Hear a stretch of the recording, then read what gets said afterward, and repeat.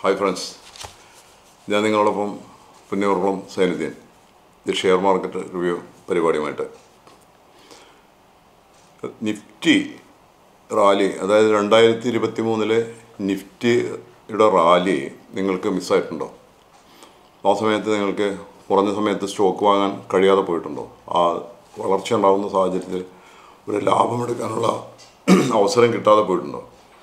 അതേക്കുറിച്ചാണ് നമുക്ക് ഇപ്പോൾ ഇതിൽ വിലയിരുത്താനുള്ളത്. അത് മിക്കവാറും പേരും അതിൻ്റെ ലാഭം എടുക്കാൻ കഴിഞ്ഞിട്ടുള്ള ആൾക്കാരാണ്. ആ റാലിക്കൊപ്പം പങ്കെടുത്തുള്ള ഒരുപാട് പേരുണ്ട്. പക്ഷേ റാലിയിൽ പങ്കെടുക്കാതെ കഴിയാതെ പോയ കുറേ പേരുണ്ട്. പക്ഷേ അവർക്ക് വേണ്ടിയാണിത് പ്രത്യേകിച്ചും ഈ വീഡിയോ ചെയ്യുന്നത്. റാലി പങ്കെടുക്കാൻ കഴിയാതെ പോയതിൽ അങ്ങനെ ഒരു അവസരം മിസ്സായിട്ടുണ്ടെങ്കിൽ അതിൽ വിഷമിക്കേണ്ടതില്ല. നമുക്ക് അവസരങ്ങൾ വീണ്ടും വരും. അവസരങ്ങൾക്ക് വേണ്ടി കാത്തിരിക്കാം. മിഡ് ക്യാപ്പ് 150 സൂചിക 10%-നും 20%-നും ഇടയിലാണ് 2023 ഇടിവ് നേരിട്ടത്. സ്മോൾ ക്യാപ്പ് ഓഹരികളിലാകട്ടെ ഇതിലും വളരെ രൂക്ഷമായിരുന്നു. അപ്പോൾ ആദ്യമേ പറയട്ടെ, ഇതൊരു സ്റ്റോക്ക് റെക്കമെൻഡേഷനോ അതല്ലെങ്കിൽ ഏതെങ്കിലും കമ്പനികളോടുള്ള താല്പര്യം വെച്ച്, ഏതെങ്കിലും AMCയോടുള്ള താല്പര്യം വെച്ചുള്ള നിർദ്ദേശങ്ങളോ ഒന്നുമല്ല. ഇത് എൻ്റെ ദീർഘകാലത്ത് ഞാൻ എപ്പോഴും പറയാറുള്ള പോലെ 10-20 വർഷത്തെ മാർക്കറ്റിലുള്ള ICICI ഡയറക്റ്റ്, അതുപോലെ തന്നെ സിറോദ, ഇങ്ങനെ പലതിലും DBFS ഒക്കെ അതിലായിട്ടുള്ള വളരെ കാലത്തെ റിസർച്ചിൻ്റെ ഫലമായിട്ടുള്ള നിരീക്ഷണങ്ങളും ഒക്കെയാണ്, കണ്ടെത്തലുകളൊക്കെയാണ്. 5 സർട്ടിഫിക്കറ്റ് NSEയിൽ നിന്ന് കിട്ടിയിട്ടുണ്ട്. ചാർട്ട് അനാലിസിസ്, അതുപോലെയുള്ള ടെക്നിക്കൽ അനാലിസിസ്, ഇത്തരം കാര്യങ്ങളിലെ സർട്ടിഫിക്കറ്റുകൾ കിട്ടിയിട്ടുണ്ട്. അപ്പോൾ അതിൻ്റെ ഒരു അടിസ്ഥാനത്തിൽ നമ്മളിത് പറയുന്നു. അപ്പോൾ നിങ്ങളുടെ ബ്രോക്കേഴ്സുമായിട്ട് ബന്ധപ്പെട്ട്, നിങ്ങളുടെ ഇതിൻ്റെ സാമ്പത്തിക വിദഗ്ധന്മാരുമായിട്ട് ബന്ധപ്പെട്ട് ഇതിൽ ഉചിതമായ ഒന്നാണെന്ന് തോന്നുന്ന ഷെയറുകൾ നിങ്ങൾക്ക് വാങ്ങിക്കാം. പ്രത്യേകിച്ച് ഷെയറുകളൊന്നും ഞാൻ ഇപ്രാവശ്യം സജസ്റ്റ് ചെയ്യേണ്ട എന്നാണ് ഉദ്ദേശിക്കുന്നത്. പക്ഷേ നിങ്ങൾക്ക് ഇതിൽ നിന്ന് കുറേ ഏതൊക്കെ വാങ്ങിക്കാമെന്ന് കുറച്ച് ഐഡിയാസ് കിട്ടും എന്ന് തന്നെ വിചാരിക്കുന്നു. അപ്പോൾ വാസ്തവത്തിലിപ്പോൾ മാർക്കറ്റ് വളരെ ഉയരത്തിലാണ് നിൽക്കുന്നത്. മാർക്കറ്റ് വളരെ ഉയരത്തിലാണെന്ന് പറഞ്ഞു കഴിഞ്ഞാൽ ഇക്കാലത്തെയും ഉയർച്ചയിൽ ഓൾ ടൈം ഹൈ എന്ന് പറയാറുണ്ടല്ലോ മാർക്കറ്റിൻ്റെ ഭാഷയിൽ. അതുതന്നെ 2024 ജനുവരിയിലാണ് നമ്മൾ ഈ വീഡിയോ ചെയ്യുന്നത്. അപ്പോൾ ജനുവരി 13 നിഫ്റ്റി നോക്കുകയാണെങ്കിൽ, നിഫ്റ്റി ഫിഫ്റ്റി നോക്കുകയാണെങ്കിൽ 21,894.50 എത്തിയിരിക്കുന്നത്. 21,894.50 എന്ന് പറയുമ്പോൾ അതേക്കാലത്തെ ഉയരമാണ് നിഫ്റ്റിയുടെ. അതേസമയത്ത് സെൻസസ് ആണെങ്കിൽ നമ്മൾ നോക്കിയാൽ 72,568 സെൻസസ് എത്തിയിരിക്കുന്നത്. അപ്പോൾ ഇത് ഓൾ ടൈം ഹൈ ആണ്. ഈ സമയത്ത് നമ്മൾ വാശി പിടിച്ച് കൂടുതൽ ഷെയറുകൾ വാങ്ങിക്കേണ്ട കാര്യമില്ല. അതേസമയത്ത് ഇപ്പോൾ കുറേ ഷെയറുകളൊക്കെ, നല്ല കുറേ ഷെയറുകളൊക്കെ, ഈ ലാർജ് ക്യാപ്പ് കമ്പനികളൊക്കെ പലതും ഇപ്പോൾ ഈ ഓൾ ടൈം ഹൈ ഒന്നുമല്ല, അതിൻ്റെ കുറേ താഴെയാണ് നിൽക്കുന്നത്. അത് വളരും. മാർക്കറ്റിന് വളരുമെന്ന് വെച്ചാൽ മാർക്കറ്റിന് വളർന്നുകൊണ്ടിരിക്കുകയാണ് ചെയ്യുക. പക്ഷേ അതേ മാർക്കറ്റ് വളർന്നുകൊണ്ടിരിക്കുമ്പോൾ ഒരേ കുത്തനെയുള്ള വളർച്ച അല്ലല്ലോ. നമുക്കൊക്കെ അറിയാം, നമ്മളിപ്പോൾ ഒരു FD ഇട്ട പോലെ അതിങ്ങനെ വളരെയല്ല ചെയ്യുന്നത്. അത് വളരും, പക്ഷേ കുറച്ച് കറക്ഷൻ ചെയ്യും, താഴ്ത്തു വരും, പിന്നെ വളരും. അപ്പോൾ ആ ഒരു ലെവലിലാണ്. അപ്പോൾ നമ്മളെപ്പോൾ വാങ്ങണം? ഇപ്പോൾ തിരക്കൂട്ടി വാങ്ങേണ്ട ഒരാവശ്യമുണ്ടോ? അതോ കാത്തിരുന്നിട്ട് കുറേ കറക്ഷൻ ഉണ്ടാകുമ്പോൾ വാങ്ങിച്ചാൽ മതിയോ എന്നുള്ളതൊക്കെയാണ് നമ്മളിതിലൂടെ അനലൈസ് ചെയ്യുന്നത്. അങ്ങനെ നോക്കുമ്പോൾ മാർക്കറ്റിൻ്റെ സ്വഭാവം നമ്മൾ പറഞ്ഞ പോലെ ആ ഒരു കറക്ഷൻ ഉണ്ടാക്കിക്കൊണ്ട് മുന്നേറുന്നതാണ് മാർക്കറ്റിൻ്റെ ഒരു സ്വഭാവം. അതേസമയത്ത് നമുക്ക് മനസ്സിലാക്കേണ്ട ചില കാര്യങ്ങളെന്ന് പറഞ്ഞു കഴിഞ്ഞാൽ, ഇപ്പം ഈ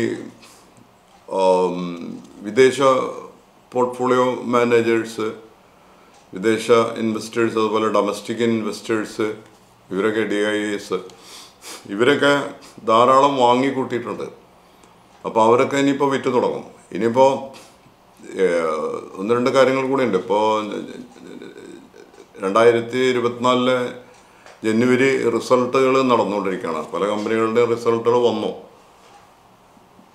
അതുപോലെ തന്നെ TCSൻ്റെ, അതുപോലെ ICICI ബാങ്ക്, കൊട്ടാക് ബാങ്ക്, പിന്നെ അങ്ങനെ കുറേ ഇൻഫോസിസ്, കുറേ റിസൾട്ടുകൾ വരേണ്ടതുണ്ട്. അപ്പോൾ റിസൾട്ട് നമ്മൾ നോക്കുമ്പോൾ ഇപ്പോൾ ഈ ടെക് ഭീമന്മാരാണെങ്കിൽ തന്നെയും ഒക്കെ അത്യാവശ്യം നല്ല ഒരു ഉയർച്ചയിലെത്തി നിൽക്കുന്നുണ്ട്. ഇപ്പോൾ ഇൻഫോസിസ് ഒക്കെ ആണെങ്കിൽ നല്ല ഉയർച്ചയിലാണ്. അപ്പം ഇങ്ങനെ ആകുമ്പോൾ ഇത് റിസൾട്ട് വന്നു കഴിഞ്ഞാൽ റിസൾട്ട് വരുന്നവരെ ഒരു വളർച്ച ഉണ്ടാവും. അത് കമ്പനിയുടെ മാർക്കറ്റിൻ്റെ ഒരു സ്വഭാവമാണ്. റിസൾട്ട് വരുന്നവരെ ഇങ്ങനെ മാർക്കറ്റ് വളർന്നുകൊണ്ടിരിക്കും. റിസൾട്ട് കഴിഞ്ഞു തുടങ്ങുമ്പോൾ ഇന്നിപ്പോൾ എത്ര നല്ല റിസൾട്ടാണെങ്കിൽ പോലും പലതും കമ്പനികൾ താഴോട്ട് വരും. പല കമ്പനികളും താഴോട്ട് വരും. വലിയ കമ്പനികളാണെങ്കിൽ കുറഞ്ഞ രീതിയിൽ താഴോട്ട് വരും. ചെറിയ കമ്പനികളാണെങ്കിൽ കൂടുതൽ സ്മോൾ മിഡ് ക്യാപ്പുകൾ കൂടുതലായിട്ട് താഴോട്ട് വരും. ഇങ്ങനെ മാർക്കറ്റ് താഴോട്ട് വരുമ്പോൾ ഈ 21,600 എന്നൊക്കെ പറയുന്നതിൽ 700 എന്നൊക്കെ പറയുന്ന ആ ഒരു നിഫ്റ്റി 50യുടെ നിലവാരത്തിന് സ്വാഭാവികമായിട്ടും താഴോട്ട് വരും. അപ്പോൾ ഇങ്ങനെ കമ്പനികൾ താഴോട്ട് എപ്പോൾ വരുന്നു അപ്പോൾ അതിൻ്റെ കറക്ഷൻ ഉണ്ടാകുമ്പോഴാണ് നമ്മളത് കണ്ടെത്താൻ ശ്രമിക്കേണ്ടത്. അപ്പോൾ നമുക്കതിനെക്കുറിച്ച് കുറച്ച് കാര്യങ്ങളും കൂടി പറയുകയാണെന്നുള്ളതെന്ന് വെച്ചെങ്കിൽ, അപ്പം വിറ്റൊഴിയുന്നെന്ന് പറഞ്ഞിട്ട് കുഴപ്പമില്ല. വിറ്റൊഴിപ്പോൾ വീണ്ടും ഇതിൻ്റെ കറക്ഷൻ ഉണ്ടായി കുറേ താഴോട്ട് വരുമ്പോൾ ആളുകൾ വാങ്ങിച്ചു തുടങ്ങും.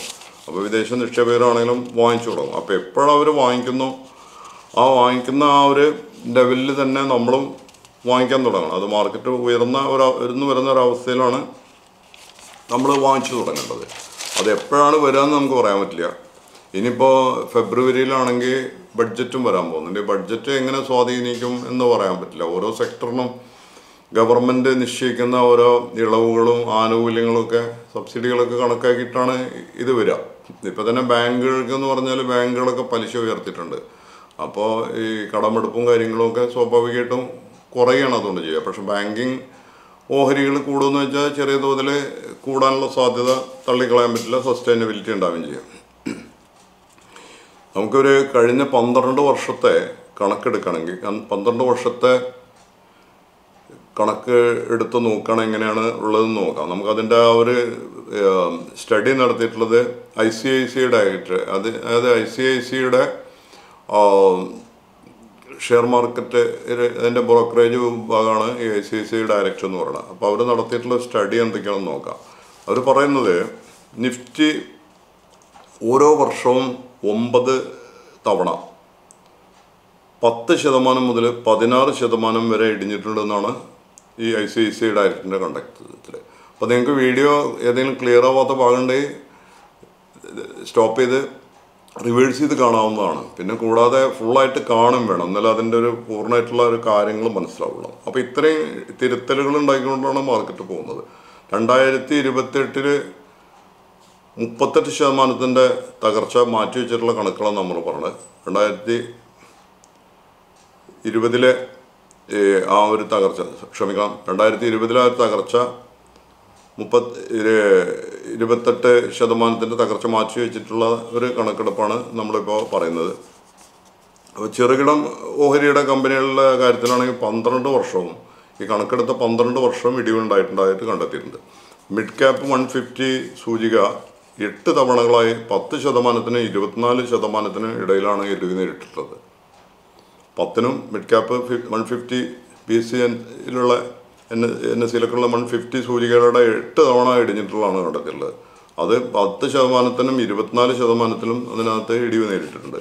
സ്മാൾ ക്യാപ്പ് കമ്പനികളുടെ ശോഷണം ഇതിലും വളരെ രൂക്ഷമായിരുന്നു.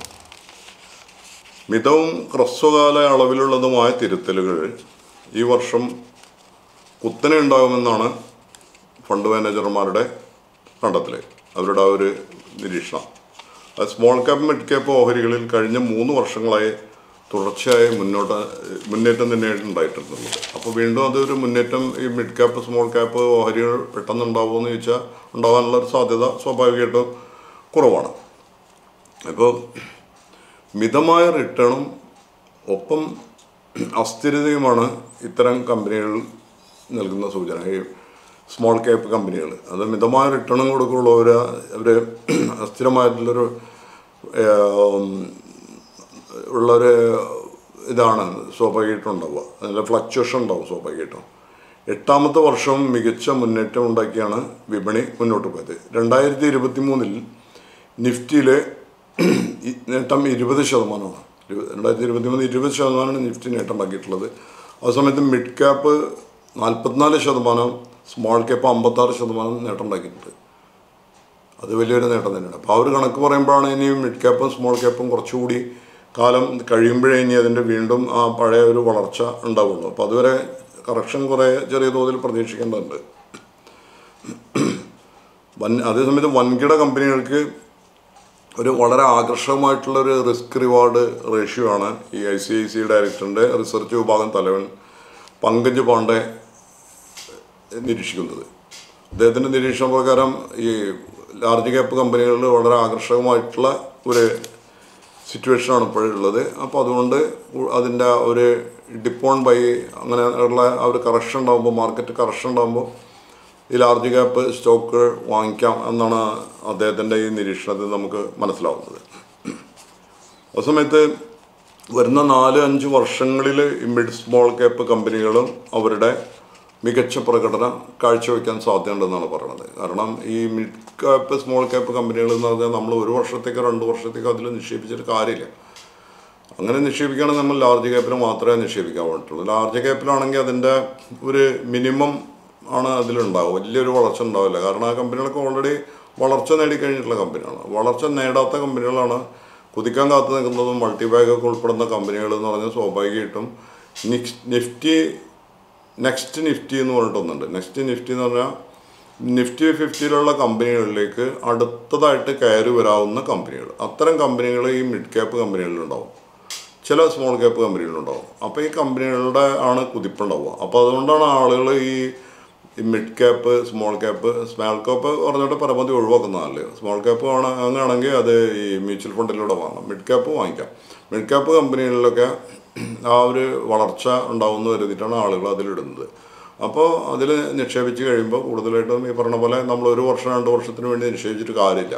കാരണം 1 വർഷം ഒരു നഷ്ടമാണെന്നെങ്കിൽ അടുത്ത വർഷം ചിലപ്പോൾ ആക്കിയേക്കാം. പക്ഷെ അതിൻ്റെ അടുത്ത വർഷം ഇപ്പം നമ്മൾ കണ്ടില്ലേ, നേരത്തെ ഇവർ തന്ന് കൊടുത്തിട്ടുള്ള നിഫ്റ്റി 50 അല്ല, ഈ നിഫ്റ്റിയിലെ 150 കമ്പനികളും ഇതിലുള്ള കമ്പനികൾ പലതും 44% അതിൻ്റെ ബേസ് ചെയ്തിട്ട് കൊടുത്തിട്ടുള്ളത്, റിട്ടേൺ കൊടുത്തിട്ടുള്ളത്. അതേസമയത്ത് സ്മോൾ ക്യാപ്പിൻ്റെ 50% കൊടുത്തെന്ന് പറയുന്നത് കഴിഞ്ഞ വർഷം. അപ്പോൾ കഴിഞ്ഞ വർഷം വളരെ കൂടിയ രീതിയിലാണ് കൊടുത്തത്. പക്ഷെ അതിൻ്റെ മുന്നത്തെ വർഷം എത്ര കൊടുത്തതെന്ന് വെച്ചാൽ ചിലപ്പോൾ അത്ര ഉണ്ടാവില്ല.